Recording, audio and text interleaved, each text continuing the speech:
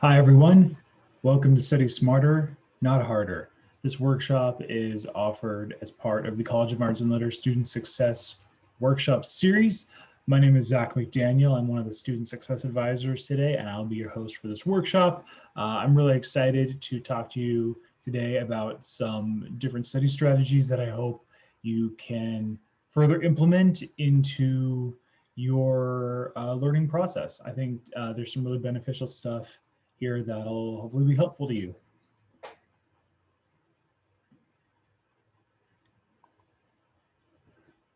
Before we begin, I want to establish some goals for this workshop. Now, I have my personal goals for what I hope you get out of this workshop, but I also want you to set up some goals for yourself. I think it's so important that anytime you go into a learning or a study session or a workshop or a new environment, that you figure out what your goals are. What do you want to get out of it? Because that's going to ensure that not only are you achieving your goals and you can self-assess that way, but it also allows you to adjust if you're not achieving your goals, if you're not doing something that is working towards that goal. And so that's another way you can self-evaluate.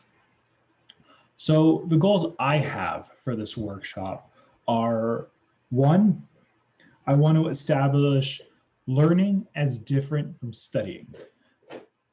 Oftentimes we view any time we're doing homework or reading as studying, but there is a difference between learning and studying. Learning is what occurs when you're first interacting with material, while you're trying to understand it, while it's new and you're just taking it in. So that's reading a book or a chapter for a first time, or figuring out an equation and how it works. That's the learning process. Studying comes once you're familiar with it and you're trying to master it. You're trying to memorize it and you're trying to understand it. Now, the second goal I have for today is to separate those two concepts, memorization and understanding. I think a lot of times when we're studying, we're doing a lot of memorization. We're trying to remember dates and names and equations, and that's great because those things are important.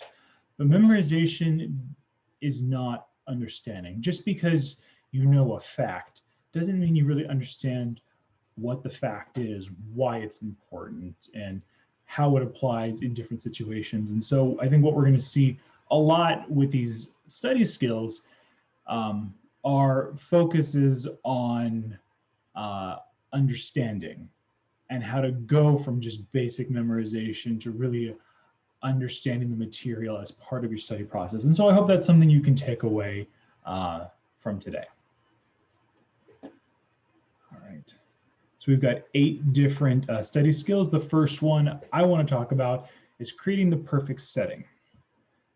Before you even dive into whatever material you want to study, it's really important to set the mood, to make sure that your study session is going to be as effective as possible.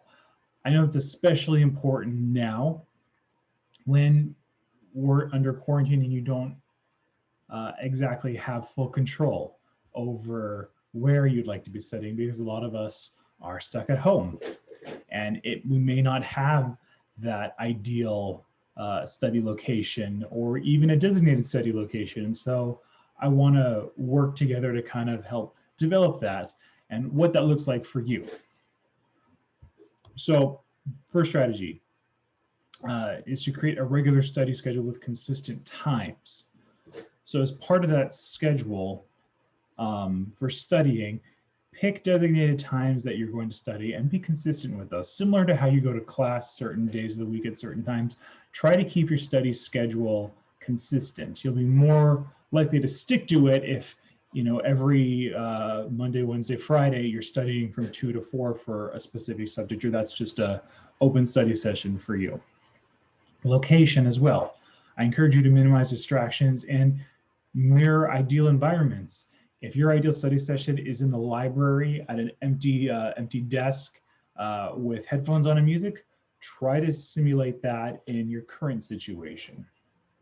And another thing with location, I encourage you to try to designate a different study location than where you relax or you have fun. So if you spend time on the couch watching TV or playing video games or reading books for pleasure, maybe don't study on the couch.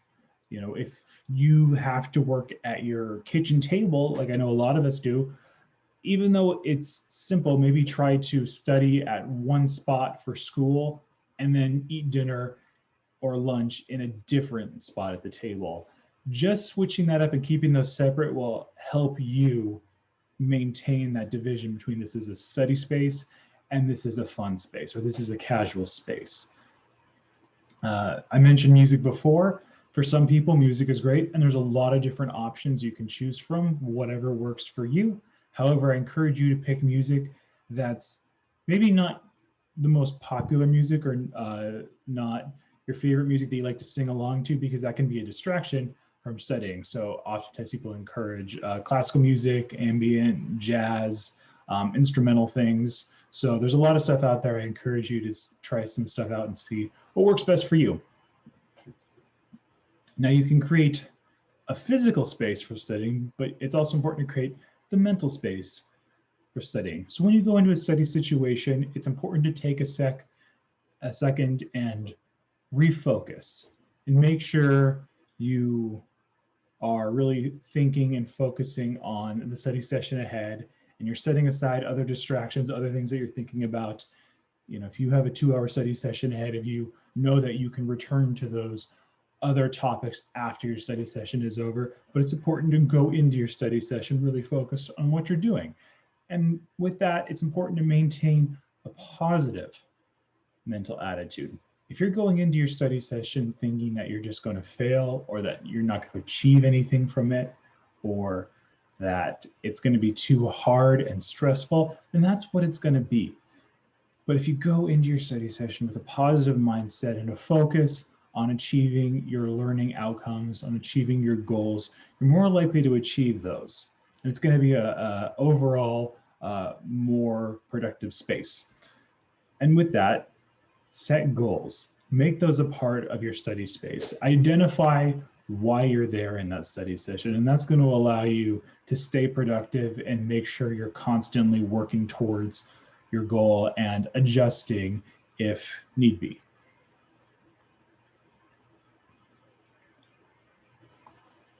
All right, step 2, or I guess strategy 2, is called spaced practice.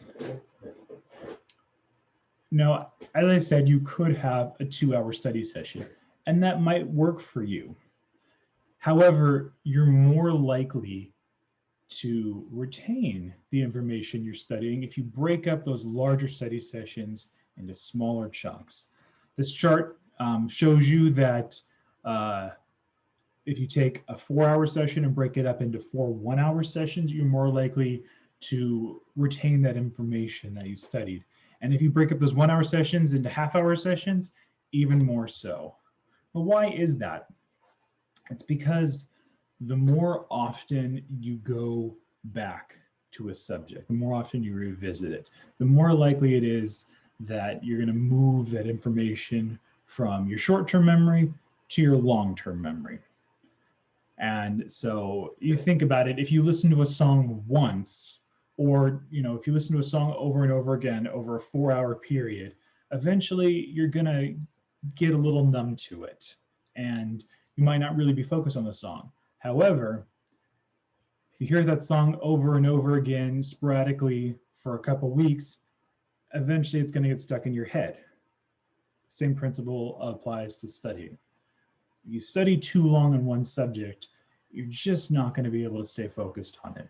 However, if you're constantly revisiting that subject in small chunks, eventually it's going to stick. So one framework you might consider is, if you take your notes that you've made during the day from your different classes, review them at the end of the day. Then maybe review them again at the end of the week with the rest of the notes from that week. And then maybe 1 week later, go back and review all of last week's notes after you review the current week's notes.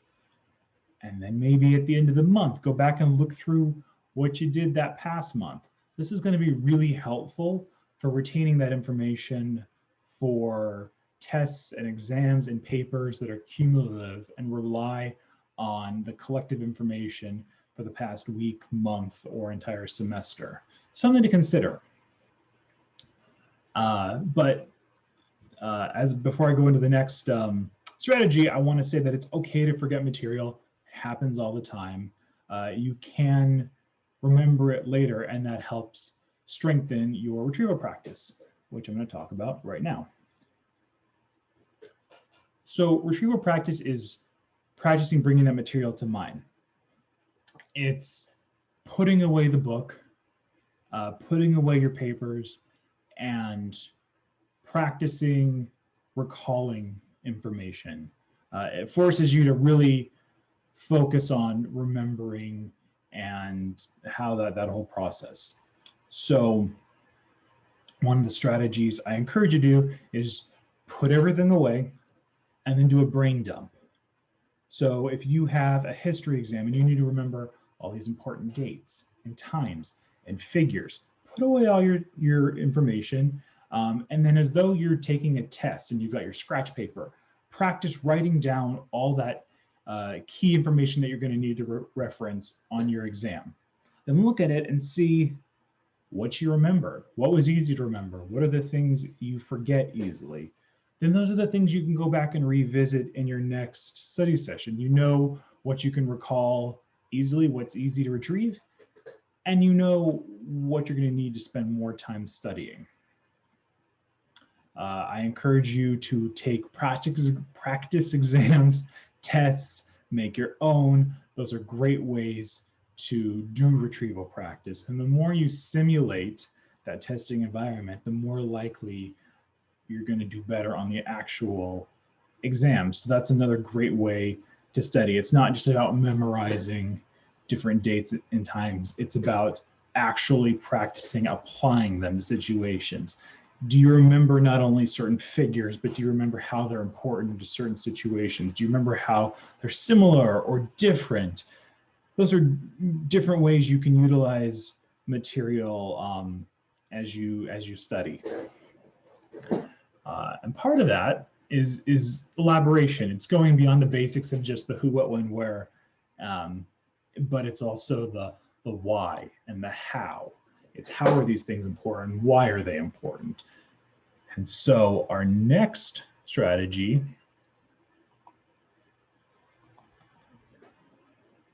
is elaboration.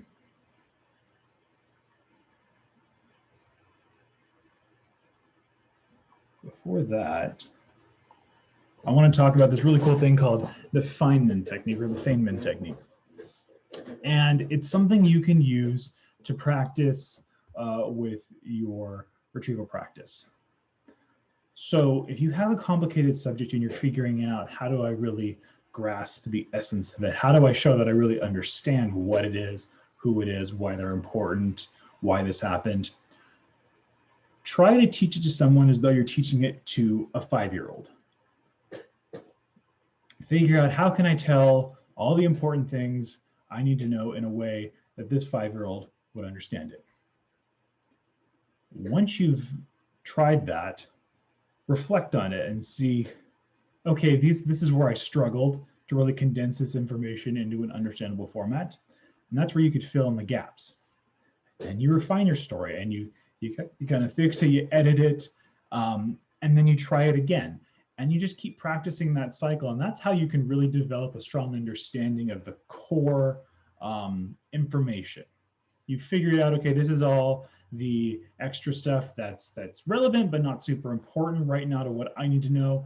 And this is how I can really develop a core understanding of this specific concept. So there's a tool that you can use that I think is really helpful.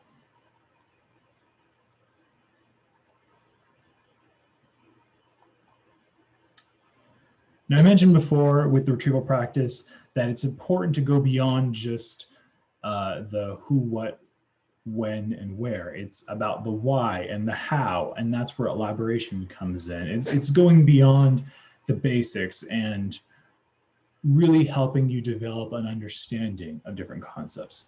So as you're learning something, you can kind of start thinking about these things so that when you go to study, this is the kind of stuff you're going to be studying. You can explain and describe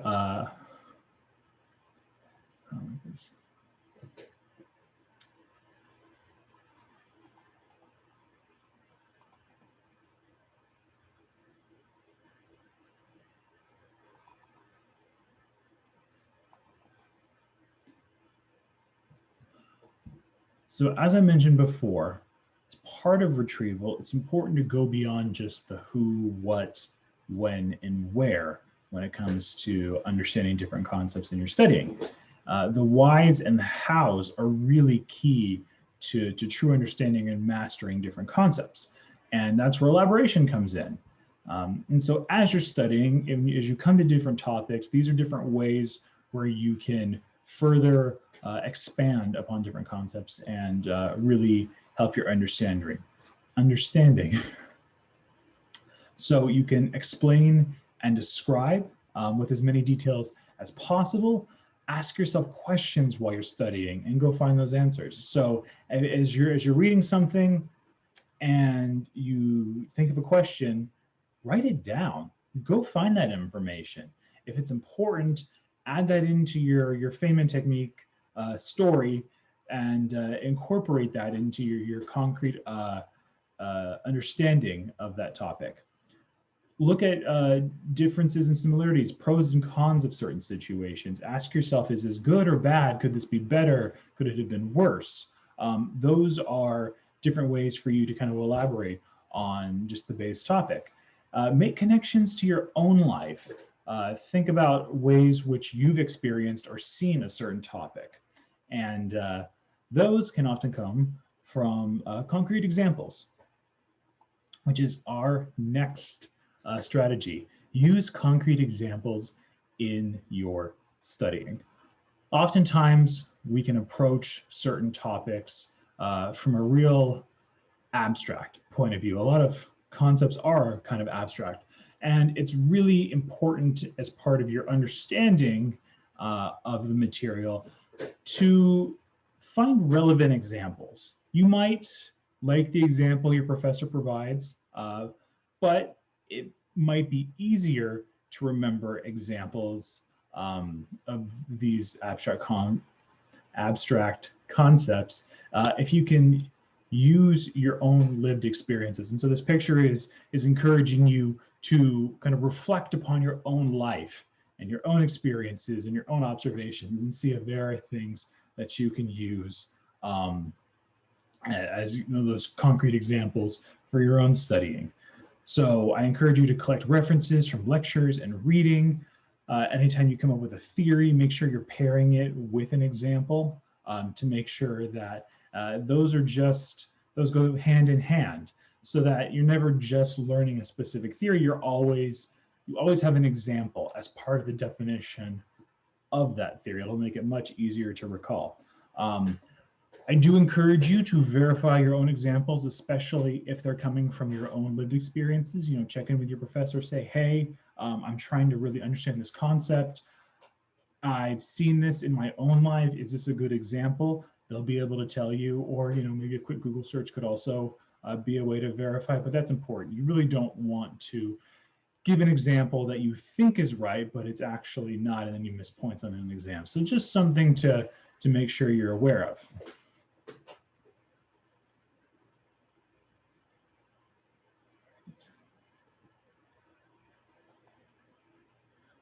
Dual coding. So if you've ever doodled in class or drawn pictures of what you're learning in the sides of your notes, you might have already been doing dual coding. What it really is combining different media formats as part of your studying to really enhance your understanding. So that could be reading and videos, or pictures and word charts, different formats that help you understand the same material in different ways. So some different strategies for using dual coding, combining words and visuals, similar to this, this graphic up here. Explaining visuals with words. So if you've got a big picture, a big graph, turn that into a paragraph, and vice versa. If you have a paragraph, figure out how you can turn that into a visual chart or a visual image. That way you understand the material in different formats. So those can be infographics, cartoon strips, diagrams. And if you are creating these things, you're creating different written versions of an image or vice versa.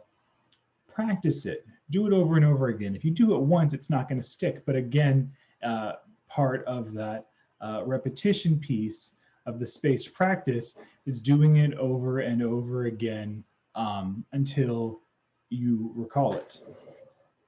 You can also try other types of codes. I was someone that read aloud when I had a really dense material or a dense book that I had to read back in my own undergraduate experience, because the reading that goes on in your thoughts in your head and reading it out loud are almost two different types of codes, and you can interpret the material differently that way or just process it differently. You can also create mnemonic devices if you have to memorize something. Lefty loosey, righty tighty is a very basic one, but if you ever have to memorize, let's say, the Krebs cycle in biology, or you have to memorize an entire timeline of the Civil War, you might create mnemonic devices to help you memorize the different key points in those processes or in those kind of graphics.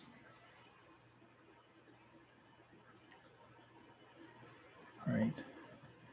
Next, the next strategy I want to talk about is interleaving. Some of you might be doing this already, but you might not have a name for it. So the idea of interleaving is that you switch between subjects.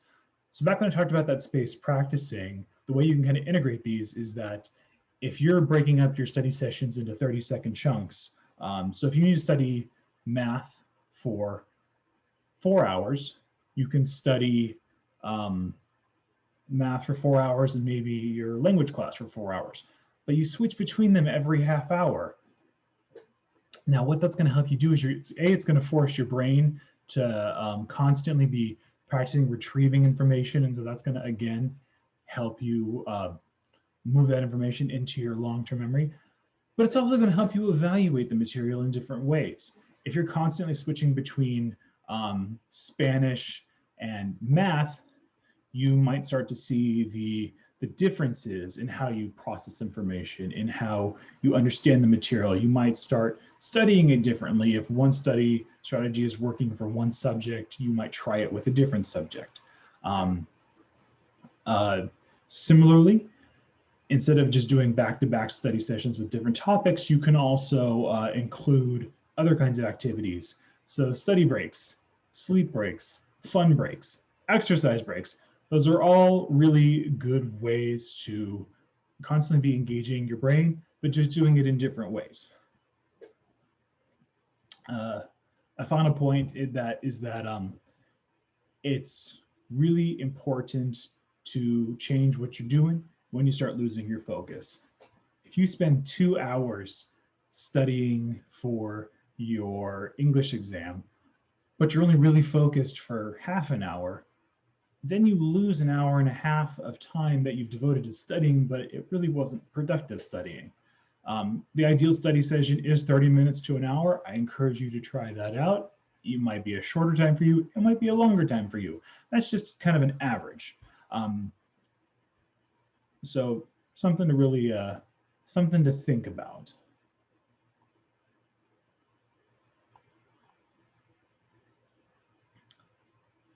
Here is this is study gamification.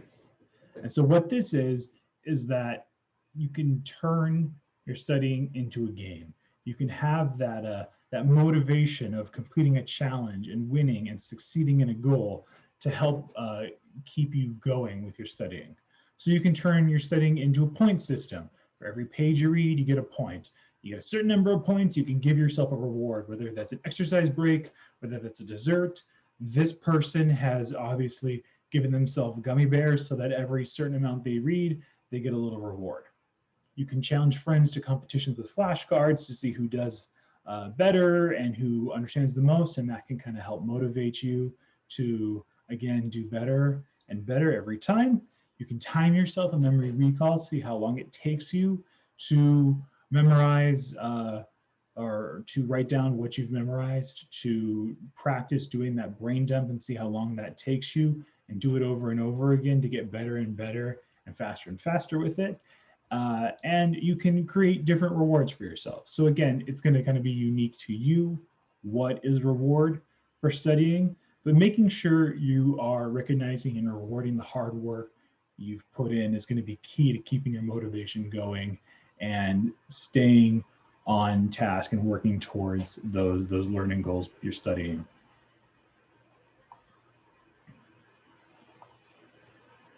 All right, and those are the different study strategies I wanted to talk about today. I'm sure there are lots more, and I'm always happy to talk with students one-on-one about further ways that they can enhance their studying and their learning. I've done workshops in the past on reading comprehension, on note-taking, and so I'm happy to do a one-on-one session with any of you and further dive into different study strategies that will work for you and will help you enhance your own learning. For upcoming workshops, we've got procrastination and motivation on April 6th. So I hope to see a lot of you there. I think that's a really important topic. It's something that many of us struggle with, and we probably don't talk about it enough. So I would love to see you there. It's going to be the same Zoom link as this one, and we'll be sending out information through your SDSU email and hopefully through your faculty and your professors. So make sure you're on the lookout for that. Again, my name is Zach McDaniel. I'm always happy to work with you as one of your student success advisors. This is my office. I'm part of the Cal Student Success Center. We're not physically there right now, so you can always email me, phone me at this number, or find my availability for appointments through EAB. I'd love to meet with you and talk to you about ways to improve your studying and overall academic success at SDSU. For final reference, a lot of these different learning strategies, study strategies came from the learning scientists. They're a group of cognitive psychologists that study learning. And so if you want to learn more about what they're doing, it's not a promotion or anything. I just think it's fascinating and it's really useful information. You can check them out at learningscientists.org. All right, that ends today's workshop. Thank you so much for sticking with us. I hope you learned a lot, and I'd love to hear from you if you have further questions or want to learn more about different ways that you can improve your studying. Have a great day. Bye.